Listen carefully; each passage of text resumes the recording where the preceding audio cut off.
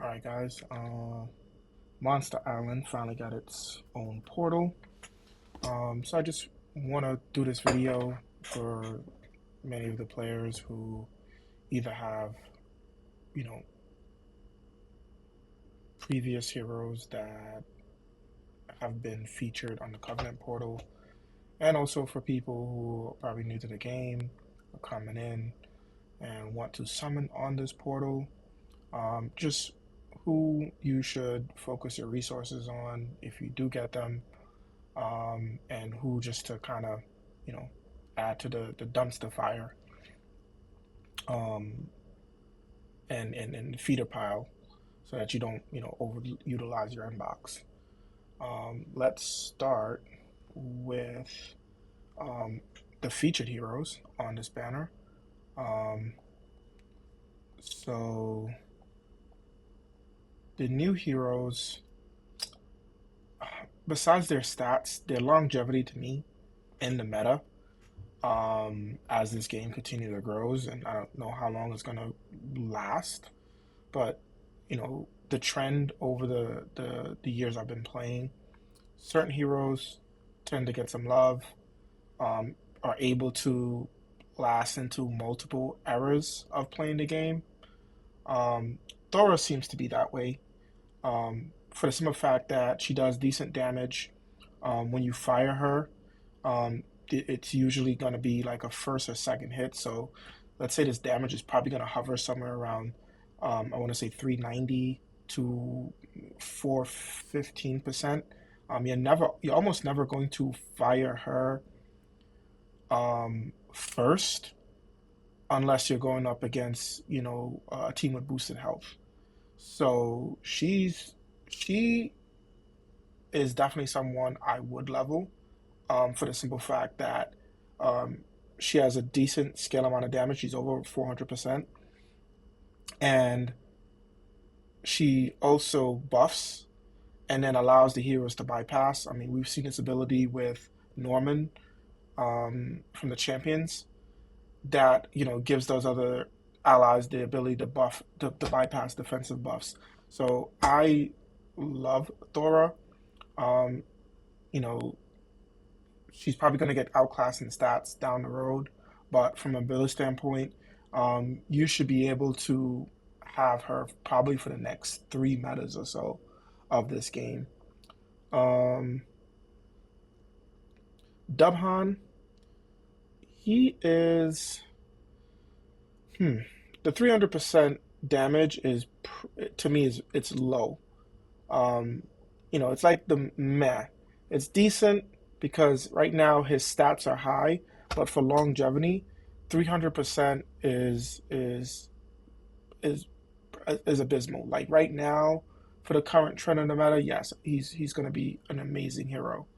Um, I don't know what the max actual stats are. I'm just going off of the the de facto, but I don't particularly not like him, and I don't like him at the same time, if that makes sense.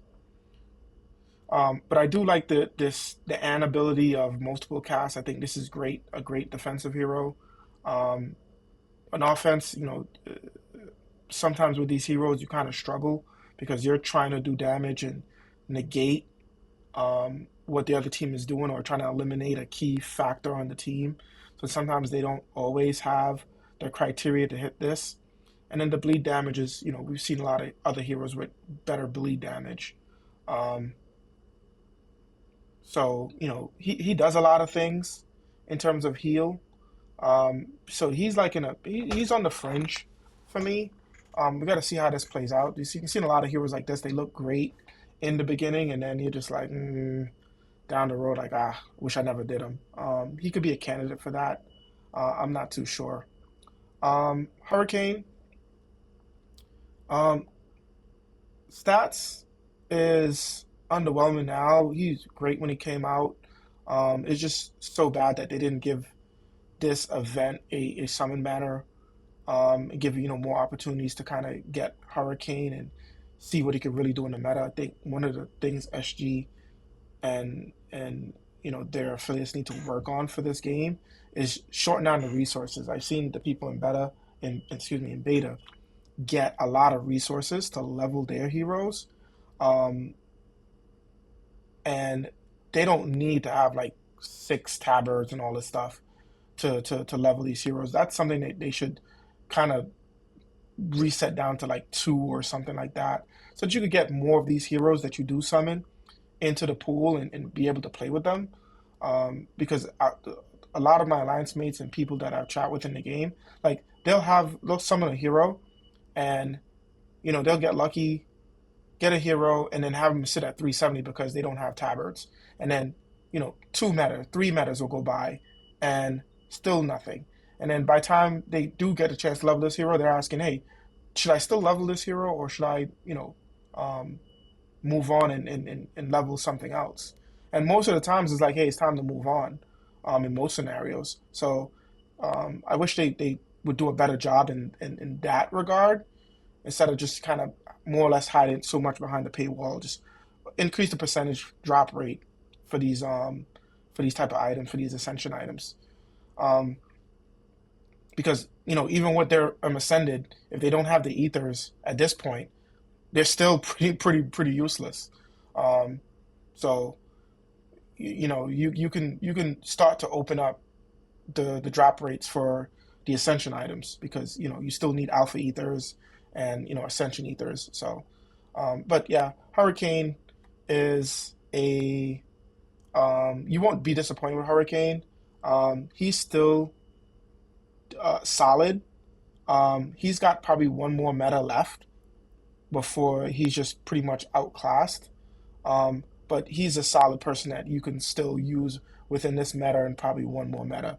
I think by the end of the year, is probably when his damage and what he does is going to be just outclassed. Eba, I just pulled her recently. Um, very slow, excuse me, slow units and very slow units are very hard to gauge. Um, her stats are extremely low. Even her max stats with everything on is only 1226. I mean, I have Vanya. Vanya's this sitting at 85 20 emblems right now. Um, so it's a far cry. I think at the low tier, you're gonna level whoever you get in terms of five-star heroes and figure out how to use them. But for the upper echelon, at this point, I don't think that most of the units going down this list are going to be worth it. But if that mid tier, um, low tier, yeah, she's definitely still viable. Adelinda, I've never been fortunate to get Adelinda. I really like this hero, um, just for her kit and her setup. Her stats are abysmal at this point, um, you know, but she is still, I think, to me, a solid hero. She's also on that fringe with Hurricane. I think she was one of the first monster heroes that came out, and she's still living up to the hype. Her stats are. She's End of the year, she's gonna get phased out. If she hasn't been already, I mean, I almost never see her, except for like my alliance mates that don't really pull that often, and from other families. So, but if you get her mid tier and low tier, definitely, she's worth it. Upper high tier, she's not even seen in the meta. Um, Hawthorne is an amazing hero, regardless of what class you get one. It's your first one getting him, won't be disappointed. You can run him at 85 with emblems, and he still does his job greatly for the team. Mistweaver is a skip. Um, Hard skip on Mistweaver. He has decent stats, um, close to Hurricane, but for what he does, there's tons of other heroes that are better than Mistweaver. So don't waste your time and resources unless you have to. Goretooth that's not Goretooth. Goretooth is one of the best supportive, very fast heroes. He pairs well um, with teams that you're just trying to stall, um, or neutralize the tank, or someone that you don't want to go off. Um, you know, Hathor, if you can get to her before she triggers a special and try to silence her. Um, Regular Hathor, not costume Hathor, you run the risk of, her blocking that silence. But he is still very, very solid. Decent stats. 430 damage with a legendary troop. Does a great job. Definitely recommend um, if you get him to level that hero. Bone Crusher, same thing. Decent stats. Mine, I think I need to double emblem him. Um, double limit break him. His damage is a bit underwhelming at 85.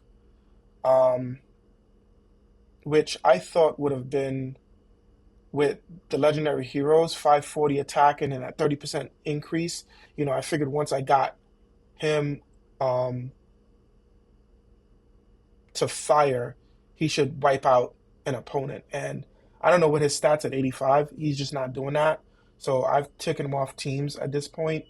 And I'm, I haven't double limit broken him, but I have not seen him in the upper, high level gameplay at all. And I thought what Shao Wu Jing is on the wing is what I thought Bone Crusher would have been when he was first released. And that just wasn't the case. Monster Island got really no love on its release and in terms of its upkeep. Thunderclap is great for very fast wars and some equalizer wars for what he does. Um, I don't have him, so comment below if you think that Thunderclap is still relevant. If you still use him, especially in the mid tier, um, the mid tier metas and player base on outside the top 100, they probably utilize him, but I don't see him as much anymore outside of his original release. Otis is the same as Ebba. Um, exact same thing. Um, it's going to be a hard pass for me. Being slow, you can't use him outside of very fast wars and this event. So no, Tremor is definitely still utilizing equalizer wars. He has some utilization on teams if you know how to execute him against the spellers. And team with just that focus heavily on status effect damages and things of that nature. So Tremor is definitely still a high recommend 2 level. Sorrow. So I have Sorrow on one of my teams now. I finally found out some use for her. I actually double limit broke her. I thought she was going to be a great replacement for Midnight and Miriam when she was released and Miriam got nerfed. Um, with double minions to give more survivability. And then with the added legendary troops and the added HP, she's given a pretty solid wall to the heroes on the side of her and herself. So I've started to use that with her little bit of damage that she does to use her with a healer in a 3-2 setup, which has gotten a surprising like very high win rate with that setup. So yeah, I'd still recommend her at um, you know 80 minimum 85. I think level 85 with some emblems, and she will still do her job quite well. So yeah, I definitely recommend Sorrow. Before I would have if I didn't find that team a few weeks ago, I'd probably be like, no, don't waste your time on Sorrow. But no, I finally found a way to execute with her, so definitely think Sorrow is worth it. Cleaver was probably my first Monster Hunter hero that I got, and I loved him when he appeared, even though he has this ridiculously 100% stupid low damage. Um, his fiends do quite a great job in slowing down strong offensive teams. If you're going against a team with like uh, Nautica, Hathor that can heal a lot and very quickly, Cleaver, Cleaver is gonna get destroyed. Um, but against a team that's just predominantly offensive, Cleaver still works. Fortuna is way better than Cleaver. Um, so mid tier, you can level Cleaver. High tier, you're not going to see Cleaver at all. That 100 damage is pretty much just saying he has no damage whatsoever. So, if you're counting on that, don't even waste your time with him. It's literally just for his fiends to slow down healing. Um, Dabria, I hate Reviver heroes. I have this hero, I think at 370. Don't even waste your time. Kai is just like, oh, jeez, I forgot his name. Goretooth. Kai is just like Goretooth. Um, Solid support unit that can dispel instead of silence. She dispels, holds the hero, takes off like taunt off the tank, um, and then has the ability to constantly dispel. So you can use this to take out Hippo and then run tiles into them for the next couple of turns and just have them automatically dispel, or into the taunter and just automatically have them dispel the taunt. So she's a great counter to go up against forces. I really enjoy this hero, and her 435 damage is solid enough for her to stick around. And no matter with a legendary troop, and she's very fast, so she'll fire and do a solid amount of damage. Um, Malin, uh, had Malin, I got him to level 85 with emblems when Alfreak was the premier tank in Very Fast Wars. Was solid then. Now, not so much. You could still use him in Very Fast Wars as most slow heroes you can, but outside of that, if you have solid teams already, I wouldn't waste my resources on leveling him. Hammer Tusk, you could pretty much get the same thing out of Hammer Tusk out of that 4-star hero, um, the green one that's slow, from the Wolf family. I think it's the Wolf or the Raven family, one of them, and save resources because pretty much do the same thing. He's slightly faster, more damage, of course, um, but pretty much the same thing. So you can save your resources and not spend it on that hero. Water Pipe, automatic yes, all levels, great hero. That mana cutting, 5 minions to mana cut. There's strategies now against it. Besides bringing a minion destroyer, there's other ways to counter his ability, but it takes getting lucky and not getting hit by um, the minions to take away your mana. But he is still an excellent hero. Pairs very well with um, uh, goblins, um, heroes that can, boost, and Ludwig. So yeah, definitely recommend if you get Water Pipe, multiple copies. You won't regret it with him. Stain Tongue, I barely use him. I took him to level 90 to boost a team of hit three with green. I am regretting that now. He is he's not that great.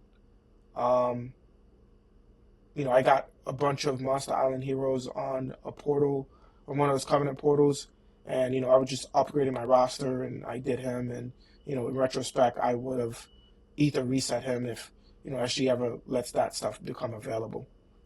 Um, so let's look at some of the heroes that I do have.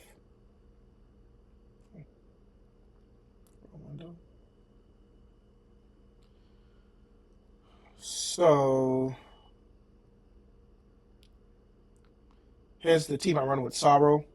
Running her with Adet, because her buff, her minions are just more of a wall block for this, for these two units, boosting their damage. And Adet is, just a dance to, adding that dodge. Team works very well. Does enough decent amount of tile damage, decent amount of survivability. Run it against blue tanks, and and Water Pipe, right, and Hawthorne. So I run these two together with this lineup. I know I've seen other teams use um, who's that healer? Ariel costume in this position.